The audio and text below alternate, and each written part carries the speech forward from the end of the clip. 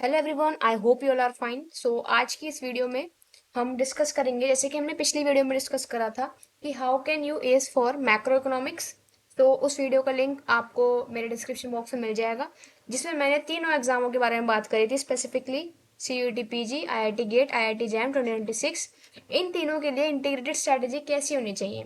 अगर आप खाली CUET PG दे रहे हैं तो ऑल दो the level will remain a little bit easy in comparison to your IIT GATE and IIT JAM.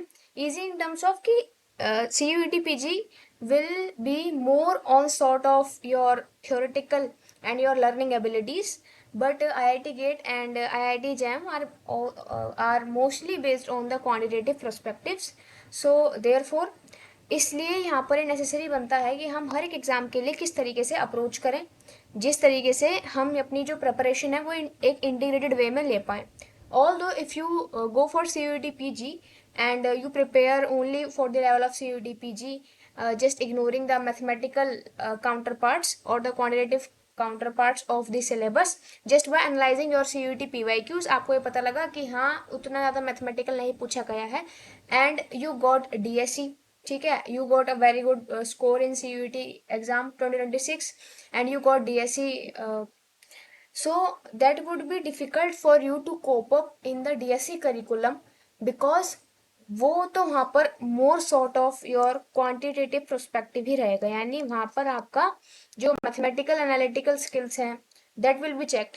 So therefore you should have good grip in mathematics and economical implications in mathematics, ठीक है, और mathematical implication in economics. So all these things you have to take care of. So therefore I am going for these three exam in an integrated manner, ताकि आप CUET के through अगर DSE में भी जाते हैं तो उतना ज़्यादा दिक्कत आपको नहीं आए, ठीक है। देखो प्रॉब्लम तो आएगी लेकिन उतनी ज़्यादा ना आए, if you have good mathematical analytical skills. So as we all know कि CUET का एग्ज़ाम आपका हम मार्च में एक्सपेक्ट कर सकते हैं। IIT गेट का अभी कुछ यहाँ पे निकला नहीं है डेट, बट IIT जैम का आपका करिकुलम आ चुका है, सिलेबस भी आ चुका है, ठीक है। सो वो आपका फैब में है, ठीक है, सेकेंड वीक को है आई गेस, ठीक है। सो उसी प्रकार से आप उसको तैयारी करेंगे, ठीक। सो अब हम वीडियो को बिना किसी देरी के शुरू करते हैं। सबसे पहले हम ये बात करते हैं कि भाई माइक्रो इकोनॉमिक्स जो कि क्रूशियल सब्जेक्ट रहता है, माइक्रो इकोनॉमिक्स एक क्रूशियल सब्जेक्ट रहता है जिसमें आपका इम्प्लीकेशन पार्ट भी रहता है एंड योर न्यूमेरिकल पोर्शन भी रहता है एंड योर थ्योरी पोर्शन भी रहता है। तो इन तीनों को हम किस तरीके से टैकल करें, ठीक है। तो पहले हमें किस तरीके से अप्रोच करना है, थ्योरी पे जाना है, देन उसका न्यूमेरिकल करना है, देन उसका इम्प्लीकेशन पार्ट देखना है। So how can we approach with regard to micro economics. सो सबसे पहले एग्जाम वाइज वेटेज की बात करते हैं कि इस सब्जेक्ट की यानी माइक्रो इकोनॉमिक्स की एग्जाम वाइज वेटेज कितनी है। CUET PG की बात करें तो उसमें लगभग 16 से 17 क्वेश्चन तो आते ही आते हैं, ये तो मैं कम से कम बता रही हूँ, इतना आपका एवरेज आप देख सकते हैं। IIT जैम में आपका पिछले साल 19 से 20 क्वेश्चंस देखे गए थे माइक्रो इकोनॉमिक्स से, जिसमें आपका मेजरली जो पोर्शन रहा था वो मार्केट स्ट्रक्चर से रहा था, मार्केट स्ट्रक्चर्स, ठीक है, जिसमें monopoly, oligopoly, all these things will be there. Your cost और प्रोड्यूसर थ्योरी से ज़्यादातर देखा गया है, जिसमें आपका कॉस्ट निकालना, ठीक है, एंड आपका shut down point, all these things were asked, ठीक है। एंड बेसिकली मैक्सिमाइजेशन ऑप्टिमाइजेशन आपसे उसमें पूछा गया था with respect to budget constraint, ठीक है। In in respect to consumer theory हम कंस्ट्रेंट बजट कंस्ट्रेंट डालेंगे, and in respect to producer theory हम कॉस्ट का कंस्ट्रेंट डालेंगे, ठीक है। तो ऑल दीज थिंग्स यहाँ पर आपका है। IIT गेट में मैंने यहाँ पर जो देखा है, आपको पता है कि उसमें तो भाई 25 क्वेश्चन जनरल अवेयरनेस के पूछ जाते हैं, बाकी के जो क्वेश्चन रहते हैं उसमें आपका 8 से 9 क्वेश्चन जो आपका रह रहे हैं, तो उसमें आपका 8 से 9 क्वेश्चन किसके हो रहे हैं, माइक्रो के हो रहे हैं। 8 से 9 क्वेश्चन माइक्रो के IIT गेट में भी आ रहे हैं।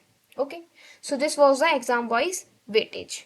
सो काफ़ी अच्छी खासी वेटेज है। तो मैंने आपको मैक्रो में बताया था कि मैक्रो को और माइक्रो को आप इन तीनों एग्जामों में से नहीं छोड़ सकते, किसी में भी, ठीक है। So these three exams with respect to microeconomics in these three exams play very crucial role in boosting your score. So by focusing on a certain number of topics, you can gain your marks up to the significant heights. So yes, now here it comes the major part of the video, which is the most of the students are very confused because either of them they are from non-DU background, and if you are from DU then it is good. If you are non-DU तो उसमें थोड़ी दिक्कत आती है. And most of the students as non DU मतलब है कि अगर किसी ने ड्यू से if you have covered minor और एनी मेजर, मेजर तो देखो इकोनॉमिक ऑनर्स ही होगा, but if you have attended any minor degree in that like जी था आपका इकोनॉमिक्स, तो तब भी आप नॉन ड्यू में कंसिडर होंगे. एंड ऑल्सो अगर आपका ऐसा था कि भाई आपका बीए प्रोग्राम का कोई कॉम्बिनेशन था, ठीक है, suppose your economics plus maths का ऐसा कोई कॉम्बिनेशन था, ठीक है, तो then you are also consider as non DU student even if you have completed your graduation from DU, but still you are considered non DU. And the third category in non DU comes कि आपने DU से graduation की ही नहीं है, यानी outside आप DU हैं, कोई और यूनिवर्सिटी से आप हैं, ठीक है. So these three categories you have to take care of कि आप नॉन ड्यू के अंदर आते हैं.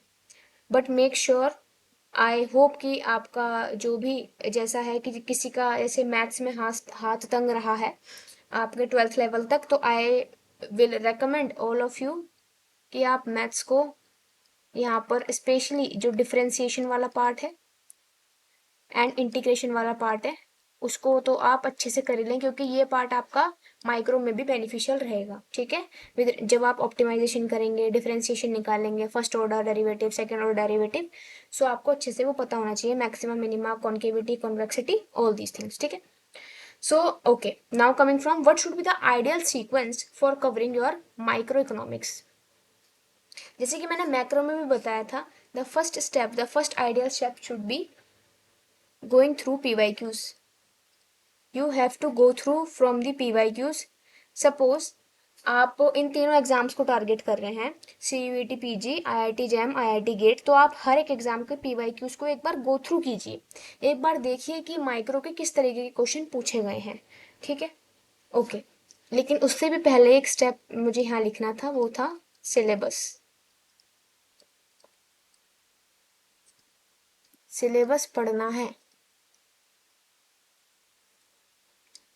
You have to go through the syllabus, whether you are preparing for micro, macro, MME, Indian economy, all these things, but you have to put your focus more on syllabus and then coming to the PYQs to ensure कि जो भी subjects, जो भी topics मेरे syllabus में पूछे गए हैं उसके अकॉर्डिंग मैंने PYQ में किस तरीके से मुझे कवर करना है, PYQ में उन टॉपिक से कैसे तरीके के क्वेश्चन पूछे जा रहे हैं, I have to put more focus on that, ठीक है. Because these two things will ensure the most important perspect of smart study, which is your target study. You will do target study if you have done these two steps. PYQs का analysis कर लिया, syllabus को ढंग से देख लिया कौन कौन से टॉपिक आ रहे हैं, PYQs में एक बार गो थ्रू किया, ठीक है. अब ऐसा नहीं है कि एक ही बार गो थ्रू करके रह गए, एक बार आप उसको देखना है कि हाँ मैं थोड़ा फेमिलियर, यहाँ पे मुझे फेमिलियरिटी आ गई है कि किस तरीके के क्वेश्चन पूछे जा रहे हैं, देन मुझे यहाँ पे कम से कम 5 टाइम्स PYQs को गो थ्रू करना है, ताकि मेरे दिमाग में ये छप जाए कि मैंने वो जो क्वेश्चन देखा था वो किस टॉपिक से था और किस परस्पेक्ट में, किस तरीके से, किस लैंग्वेज में पूछा जा रहा है, ठीक है ना. क्योंकि वो जो क्वेश्चंस हैं वो रिपीट हो सकते हैं इन एनी अदर सेंस.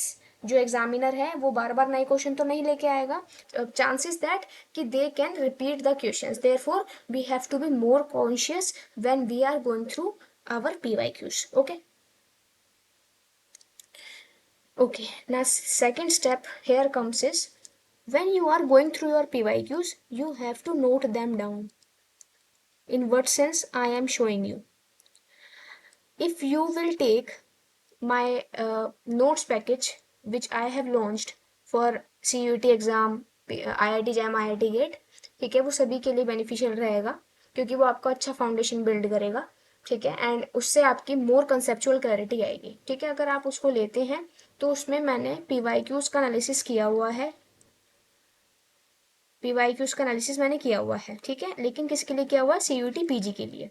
तो अगर आप IIT जैम IIT गेट को भी टारगेट कर रहे हैं तो आपको भी उसी तरीके से एनालाइज करना है, ठीक है। तो let me show you that how I have done that analysis. Okay, तो this is the material package content. So okay, so यहाँ पर एक सेक्शन दिख रहा होगा PYQ एनालिसिस का, तो ये रहा, देखो। सी जो PYQ एनालिसिस वाला यहाँ पे कंटेंट है, तो अगर मैं यहाँ पे माइक्रो का खोलूँ तो देखो मैंने क्या करा है, 2024 का CUET PG PYQ का एनालिसिस करा था। मैंने देखा भाई इसमें से sorry, this is MME, I have to see micro. Okay, so मैंने 2024 का CUET PG का PYQ एनालिसिस करा, जिसमें मुझे पता लगा भाई क्वेश्चन नंबर 8 मैचिंग टाइप का आया हुआ है, जिसमें बंडलिंग से पूछा गया है, ठीक है। I have written down only topic, ऐसा नहीं कि मैंने सारे क्वेश्चन लिख लिए भाई, इसमें तो बहुत वक्त जाता, लेकिन मैंने शॉर्टकट अपनाया, थोड़ा देखा कि हाँ किस तरीके से मैं एक बेटर पिक्चर को लेके आ सकती हूँ।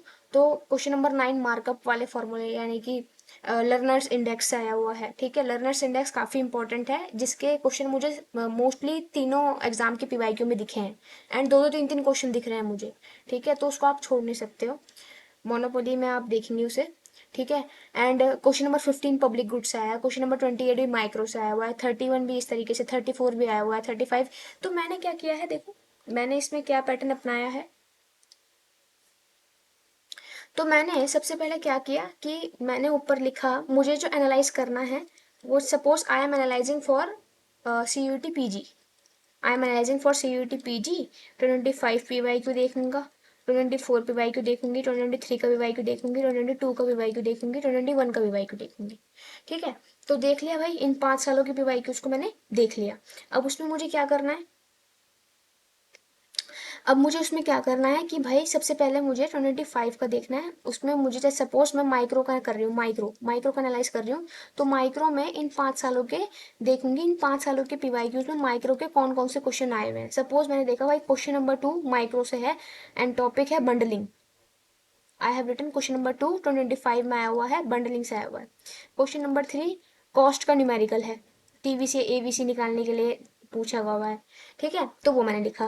क्वेश्चन नंबर 7 आया हुआ है मेरा गेम थ्योरी से, तो गेम थ्योरी को भी मैंने माइक्रो में कंसिडर करा है, एंड पब्लिक फाइनेंस को भी मैंने माइक्रो में ही कंसिडर करा है, ठीक है। तो सपोज मैंने यहाँ पे डाल दिया भाई गेम थ्योरी से है, एंड गेम थ्योरी में आपका कोर नोट मॉडल से आया हुआ है, ठीक है। तो इस तरीके से मैंने पूरा 2025 का इस तरीके से सारा पेपर एनालाइज करके ये पता लगाया कि भाई लगभग 2025 में 19 से 20 क्वेश्चन आए थे CUET PG में, जो माइक्रो से थे।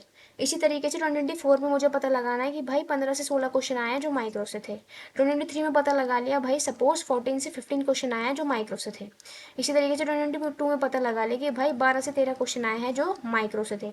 तो इस तरीके से कौन कौन से क्वेश्चन कौन कौन से टॉपिक से थे, कौन सा क्वेश्चन नंबर था, जब आप अब देखो ये मैंने क्वेश्चन नंबर क्यों लिखा है, क्वेश्चन नंबर मैंने इसलिए लिखा है क्योंकि मुझे इन PYQs को कम से कम 5 टाइम्स गो थ्रू करना है, और अगर मैं कोई टॉपिक कर रही हूँ तो उसके क्वेश्चंस भी मुझे लगाने हैं हर एक टॉपिक को करने के बाद। Suppose I have done topic monopoly in market structures, ठीक है, तो for that monopoly I will first cover the basics, the formulas, all the things I will see here, and then I will go for questions, and for those questions you can opt 2 sources, 2 to 3 sources, ठीक है। And I am writing here first of all your PYQs, जो आपने पहले analyse करके लिख लिया कि भाई मुझे कौन कौन सा जो क्वेश्चन है वो कौन कौन से टॉपिक से आया हुआ है, तो आपने लिखा होगा भाई मोनोपोली से आया हुआ है, तो जो क्वेश्चन मोनोपोली से आया हुआ है आप डायरेक्ट अपने एनालिसिस वाली कॉपी खोलेंगे जिसमें आपने ये बना रखा है, एंड आप अपनी प्रैक्टिस कॉपी खोलेंगे जिसमें आप उन नंबर के PYQs को पढ़ के आप उनके आंसर लिख सकते हो, ठीक है। तो इससे आपके PYQs भी स्पेसिफिक टॉपिक्स के अकॉर्डिंग आपके होते चलेंगे, ठीक है। देन सेकंड वे है कि YT, यूट्यूब से आपने डाला कि suppose MCQ questions on monopoly for UGC net level, तो UGC नेट लेवल के आपके आ गए, CUET PG में भी बेनिफिशियल रहेंगे क्योंकि CUET PG और UGC नेट दोनों को ही NTA कंडक्ट कराता है, तो कहीं ना कहीं सिमिलैरिटी आ सकती है, बट आपको UGC नेट के जो पेपर है उसमें आपको सेलेक्टिवली करने हैं, मतलब जो भी आप यूट्यूब की वीडियो देखेंगे UGC नेट के लिए, तो मोनोपोली के लिए अगर कोई भी MCQ वीडियो आ रही है तो उसमें आपको देखना है कि मेरे सिलेबस के अकॉर्डिंग है या फिर नहीं, उसमें थोड़ा सा आपको सेलेक्टिव हो जाना है क्योंकि UGC नेट का लेवल थोड़ा सा हाई रहता है, ठीक है। एंड थर्ड थिंग इज कि आप मैंने माइक्रो के लिए अपने मटेरियल पैकेज में एक क्वेश्चन बैंक डाला हुआ है जो आपका टॉपिक वाइज है। तो आप जो भी टॉपिक आप कवर करेंगे उसके अकॉर्डिंग आप उनके क्वेश्चंस को अटेम्प्ट कर सकते हैं।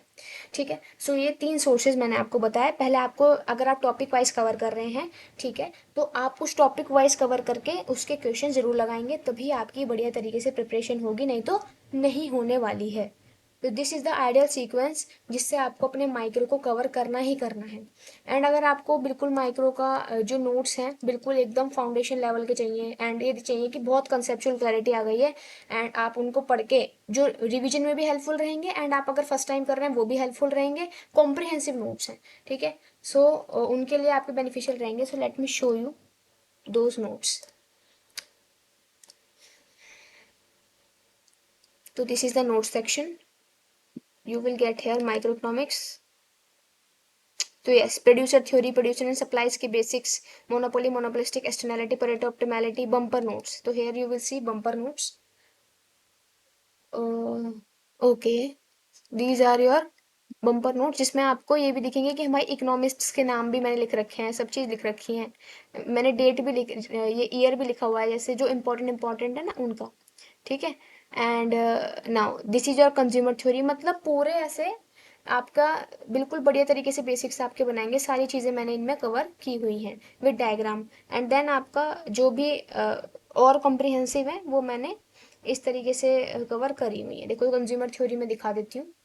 कंज्यूमर थ्योरी इस तरीके से प्रेफरेंसेस के बारे में बताया हुआ है, ठीक है, एंड ट्रांजिटिविटी वगैरह, ऑल दीज थिंग्स, ठीक है। तो बेसिकली ये इस तरीके से आपको देखना है, ठीक, अगर आप नोट्स पैकेज में एक्सेस लेते हैं तो, ठीक है। So on the other hand कई बच्चे पूछते हैं भाई मैं कौन सी बुक अपनाऊं। तो भाई बुक अगर आप अपनाना चाहते हैं, तो अगर आप डी के स्टूडेंट हैं तो आप सेम 3 एंड सेम 4 की रीडिंग्स पे जाइए। ये आपकी कोर रीडिंग्स हैं, जो भी आपने सेम 3 सेम 4 में पढ़ा था दोबारा उसे रिवाइज कर लीजिए। अगर आप नॉन डी हैं, तो अगर आप डी का सिलेबस देख सकते हैं तो भाई वेल एंड गुड, ठीक है, उन्हीं की रीडिंग से आप पढ़ लीजिए। अगर आप एक स्पेसिफिक किताब चाहते हैं तो I will go for H L Ahuja वाली किताब, तो आप उनको देख सकते हैं माइक्रो इकोनॉमिक्स के लिए, ठीक है। ओके। बाकी एक बात जरूर ध्यान रखनी है कि कोई भी टॉपिक करने के बाद उसके क्वेश्चन जरूर लगाने हैं, कौन से सोर्सेज से लगाने हैं ये भी मैंने बता दिए हैं, ठीक है। अब जैसे मोस्ट ऑफ द स्टूडेंट्स ये हैं कि भाई उन्होंने अपनी ग्रेजुएशन में इकोनॉमिक्स नहीं लिया था, so they will be considered as non-due, but the main thing is which will arise here कि how would you cover then, do I need to take any coaching? So my answer would be I haven't taken any coaching, ठीक है, I haven't taken any coaching। so बात सारी ये आती है, it depends on individual level. अगर आप cover कर पा रहे हैं तो that's well and good, and आप यूट्यूब का एकदम एफिशिएंटली यूज़ करें। And I am trying, so this is one thing which I want to help all of you out कि I am trying to consolidate the resources which are available on YouTube according to your syllabus, ठीक है। सो उसके लिए मैं एक document prepare कर रही हूँ जिसको मैं अपने टेलीग्राम चैनल पर ही शेयर करूँगी, माइक्रो इकोनॉमिक्स के लिए, मैक्रो के लिए, एमएमई के लिए, ठीक है, सभी के लिए। तो उनके लिए अलग अलग डॉक्यूमेंट्स में बनाऊंगी जिसमें मैं यूट्यूब पे सर्च करके देखूंगी कि हर एक टॉपिक से आपको बेसिक्स कैसे कवर करने हैं, एंड आपके एमसीक्यूज कहाँ से लगाना है, कौन सी वीडियो को देखना है। तो मैं उन सभी यूट्यूब लिंक्स को एक डॉक्यूमेंट शीट में अरेंज कर दूंगी ताकि आपका काम थोड़ा आसान हो जाए, ठीक है। एंड आई होप कि आपको ये चीज़ भी थोड़ी बेनिफिशियल लगेगी। So if you like this thing and you want कि मैं ये चीज़ करूँ, so you can definitely right micro in the comment section, I will definitely do that. Okay, so now coming to what are the most important topics that you have to focus on for micro. Okay, so the first syllabus is microeconomics. Okay, this is CUET PG syllabus for your kind information. So micro economics के लिए भाई consumer theory, देखो सारा ही topic important रहता है, ऐसा नहीं है कि कोई भी आप छोड़ सकते हो, नहीं, इनमें से आपके चुनिंदा क्वेश्चंस आते हैं, एंड किस तरीके के क्वेश्चन आते हैं वो आपको पता लगेगा PYQ से, ठीक है। So we can not say anything about that. बाकी अगर आप देखना चाहें तो you can see like this कि कंज्यूमर थ्योरी आपकी इंपॉर्टेंट होती है भाई। उसमें भी आपका काफ़ी सारी चीज़ें पूछी जाती हैं, ऑप्टिमाइजेशन, इंडिफरेंस कर्व, एमआरएस, ठीक है, एंड ऑल दीज थिंग्स, ठीक है। रिवील्ड प्रेफरेंसेस की थ्योरी भी है, consumer surplus, producer surplus, total welfare, all these things आपको निकालना आना चाहिए विद रिस्पेक्ट टू ग्राफ, ठीक है। एंड इसके क्वेश्चन सीयूईटी में भी पूछे गए हैं। Okay, producer and consumer surplus के भी पिछले साल भी आया था 2025 में, यानी इस साल भी आया है, ठीक है, 2024 में भी आया था। बाकी मार्केट स्ट्रक्चर्स भाई बहुत इंपॉर्टेंट है, market structures they are very important, monopoly, oligopoly, monopolistic competition, perfect competition, all these, ठीक है, डुओपोली मॉडल्स ऑल्सो। वेलफेयर के लिए, वेलफेयर इकोनॉमिक्स के लिए आप जो भी आपको माइक्रो का सेम 3 सेम 4 का रीडिंग था डी वालों के लिए, आप वो प्रेफर करेंगे। बाकी एच एल ओजे की किताब में भी ये गिवन है, ठीक है, एक्सटर्नैलिटी भी आपका गिवन है। तो जैसे कि मैंने बोला कि मैं माइक्रो इकोनॉमिक्स में यहाँ पे गेम थ्योरी भी इंक्लूड कर रही हूँ एंड पब्लिक इकोनॉमिक्स भी इंक्लूड कर रही हूँ, ठीक है।